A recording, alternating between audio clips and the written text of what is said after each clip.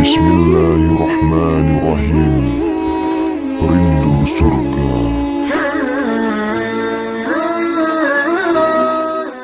Rasulullah Shallallahu Alaihi Wasallam telah menggambarkan bagaimana detik-detik akhir zaman ini di dalam kitabnya Asratu Alamatis Sa'ah. Asratu Alamatis Sa'ah, 10 perkara yang tanda-tanda hari kiamat. Di antaranya adalah wafatnya Rasulullah. Itu adalah tanda besar. Tanda besar hari kiamat itu wafatnya Rasulullah. Udah, alamatul kibar.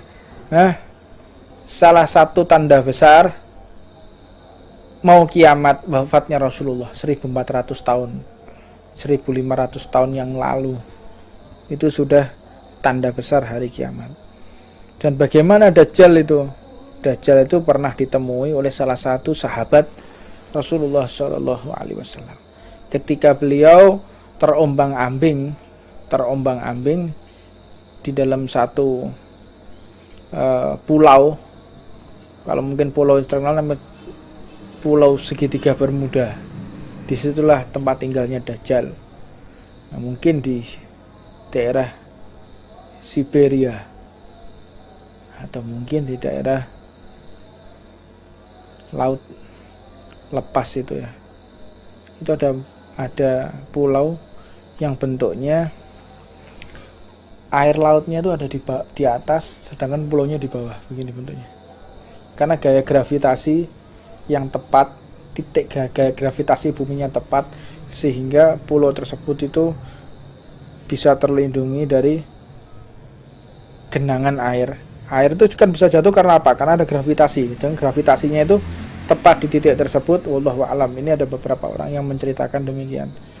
Walhasil akhirnya ketika sahabat ini terdampar di satu pulau, ketika terdampar beliau bertemu dengan sesosok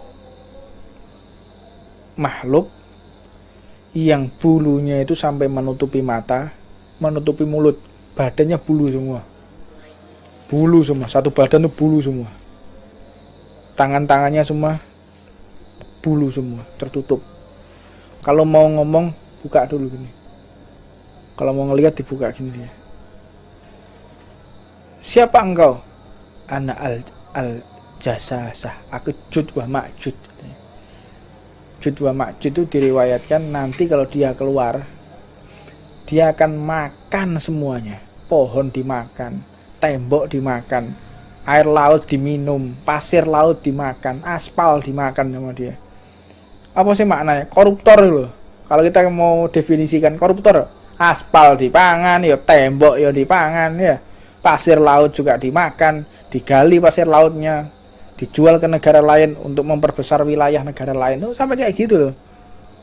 Gali pasir dijual ke negara orang lain untuk melebarkan wilayah. Ada berapa pulau tuh yang diambil untuk memperlebar wilayah. Sampai kayak begitu. Ya mungkin tuh tentara-tentara Jud wa Ma'jud, para koruptor. Tembok aja dimakan sama dia. Temboknya dimakan, aspal dimakan, kawat dimakan, kelihatan besi dimakan. Para koruptor. Waliyadzubillah min dzalik.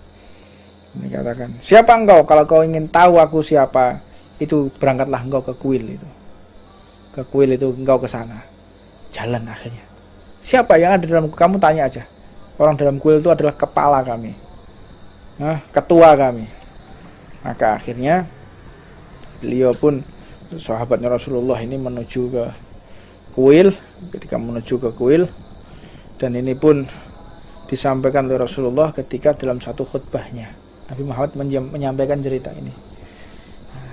Jadi sahabat ini akhirnya bertemu dengan seseorang yang lagi dirantai. Dirantai posisinya seperti ini. Dirantai kayak gini. Dirantai begini kakinya sama sini. Dan jangan juga kalian duduk tuh kayak begini. Jangan duduk begini. Orang duduk begini ini duduknya orang yang akan diazab di neraka. Orang duduk begini nih, iki lek jere wong Jawa ono ngalup, duduk ngalup mati tok gak ngalup dimurkai oleh Allah, orang duduk begini nih. Ini duduknya orang yang ngantri mau ditendang sama malaikat masuk ke neraka. Duduknya kayak begini semua. Paling enak emang ya. Lungguh kayak gini. Ya itu lungguh ya, orang diazab ke neraka modelnya kayak ono. Kayak gini. Dan juga jangan sekali-kali kita begini. Jangan begini. Kenapa begini nih? Pernah Rasulullah itu berdoa, ya Allah, jadikan salah satu Umar untuk engkau dapatkan hidayah. Yang pertama yang dipilih adalah Umar. Siapa? Abu Jahal. Abu Jahal jenenge Umar. Maka ketika hidayah masuk, kebetulan Abu Jahal tangannya begini. Keluar lagi hidayah, akhirnya masuk kepada Sayyidina Umar bin Khattab. Padahal yang pertama kali dipilih untuk mendapatkan hidayah oleh Allah adalah Abu Jahal tadi. Maka keluar masuk ke dalam Umar bin Khattab. Makanya jangan seperti ini. Wis ngene lho, gue ngene mana? Double lagi malan. Membuat orang akhirnya tidak dapat hidayah, yang enggak ngerti. Faliyadzubillah min dzalik. Dan akhirnya melihat orang yang lagi makan, rantainya dimakan, tumbuh lagi, dilihat, makan rantai, tumbuh lagi, tanya, siapa engkau? Jangan tanya siapa aku yang mau tanya kepadamu, apakah engkau umatnya Nabi yang lahir dalam keadaan yatim? Ya. Apakah Nabi tersebut sudah lahir dalam keadaan yatim? Ya. Apakah Nabi itu lahir di Arab, bangsa Arab, dari orang Arab? Ya. Lahirnya di Mekah? Iya, betul. Apakah dia diusir dari Mekah sehingga hijrah ke Madinah? Iya, betul. Berarti telah sampai saatnya aku keluar dari ikatanku ini. Siapa engkau? Ana Al-Masih. Al-Masih siapa? Ana Dajjal. Aku Dajjal. Sebentar lagi saya akan keluar. Sebentar lagi saya akan makan terus. Sudah saatnya saya mau keluar. Tambah semangat dia makan. Dimakan rantai tadi. Rantai tadi kenapa bisa kembali lagi? Karena ada suara azan. Suara azan. Maka rantai tadi itu kembali lagi. Allah ini sudah mengatur waktu sholat di seluruh bumi ini. Orang azan itu setiap 5 menit sampai keliling bumi. Azan tidak berhenti waktu sholat itu. Makanya jangan kita menyepikan masjid dari azan. Masjid ditutup, ya tidak apa-apa ditutup karena ada wabah. Tapi muadzinnya jangan ikut libur. Muadzinnya jangan ikut libur untuk tidak azan. Anda telah membuka peluang agar rantai ini akan semakin cepat terputusnya, akhirnya Dajjal keluar. Ini salah satu cara kaum satanis Freemason untuk membebaskan Dajjal. Bagaimana caranya masjid ditutup dan muadzinnya juga tidak boleh masuk masjid. Sak muadzinnya ikut libur, akhirnya nggak azan. Kalau sudah muadzinnya nggak ada azan itu sudah dihentikan, siap-siaplah Dajjal akan keluar. Kalau selama ada azan nggak akan keluar yang namanya Dajjal, tidak akan keluar.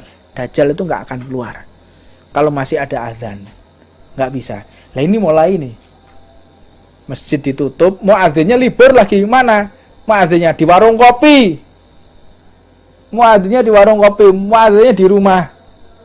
Lagi nonton TV berita corona. Muadzinnya waktunya azan di musola, waktunya azan di masjid, tambah di depan TV cari berita berapa orang yang mati ya virus ini ya. Berapa yang mati, sudah sampai di mana virus ini. Lah ngapain? Sudah ada. Kita sudah tahu bahayanya virus itu bagaimana? Bahaya kan? Bahaya. Cara mengatasinya gimana? Social distancing. Gimana cara mengatasinya? Kita tidak boleh banyak kumpul. Gimana cara mengatasinya? Kita harus cuci tangan. Sudah cukup, nggak perlu kita update tiap hari. Tiap hari update cari tahu berapa orang yang mati ya. Yang kena siapa aja. Tok ngene nggonmu wong piro sing mati. Nggonmu ana sing PDP apa ODP?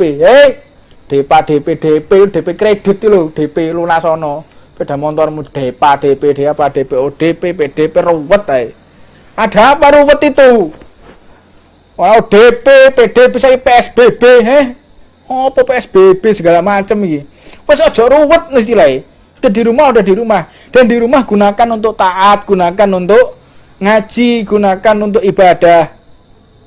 Kalau udah sumpek lari, sumpek sampean keluar dari rumah, pakai training, pakai sepatu lari keliling, lari sudah dewean melayu kan. Kayak sumpek.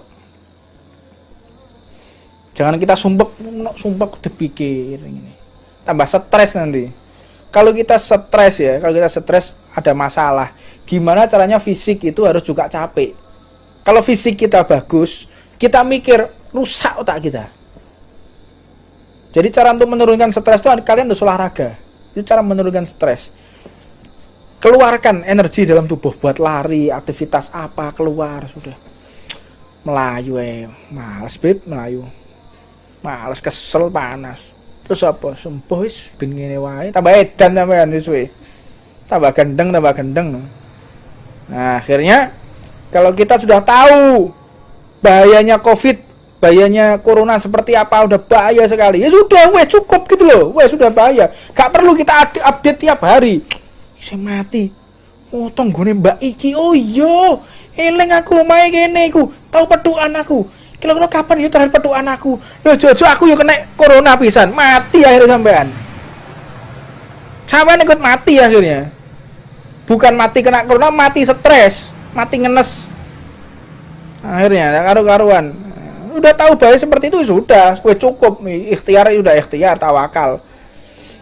Dan jangan meremehkan juga ya, jangan meremehkan. Penyakit, ini penyakit yang penting kita itu umatnya Rasulullah doa baca rotib aman gudulmu kono aman yo.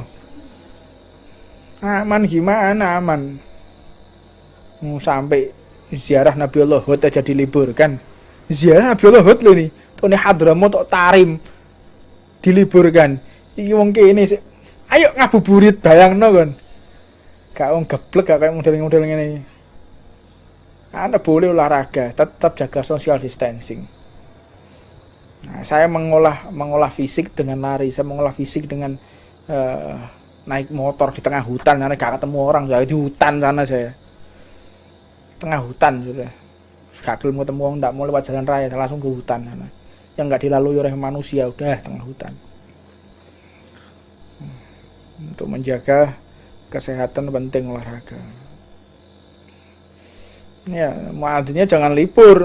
Adzan tetap adzan. Kunci aja masjidnya adzan tetap.